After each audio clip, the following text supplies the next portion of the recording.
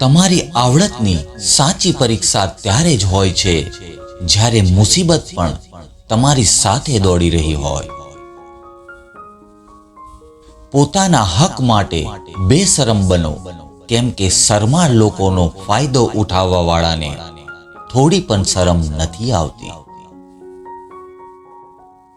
જો સવારે ઉઠીને મા બાપને પગે લાગશો તો જિંદગીભર કોઈના પગે પડવાનો વારો નહીં આવે. બોલતા પહેલા વિચારી લેવું, કારણ કે શબ્દો માત્ર માફ થાય છે પણ ક્યારેય ભૂલાતા નથી. ક્યાં સુધી પકડી રાખવું અને ક્યારે છોડી દેવું, એટલી સમજ જેનામાં હોય એ માણસ પોતાનું સન્માન હંમેશા જાળવી રાખે છે. કોઈ બીજી વ્યક્તિ આવીને આપણને ખુશ કરશે એવી રાહ જોવી એ દુખી થવાનો સૌથી સરળ રસ્તો છે.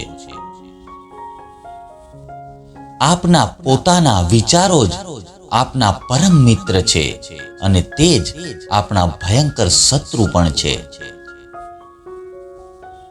જે લોકોને ભૂતકાળમાં જીવવાની ટેવ હોય છે એ લોકો પોતાનું ભવિષ્ય જાતે બરબાદ કરી રહ્યા છે.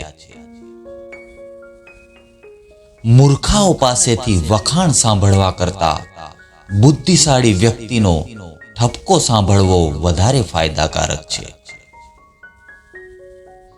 થાક દરેક વ્યક્તિને લાગે છે, કોઈને જિંદગીથી તો કોઈને જવાબદારીઓથી.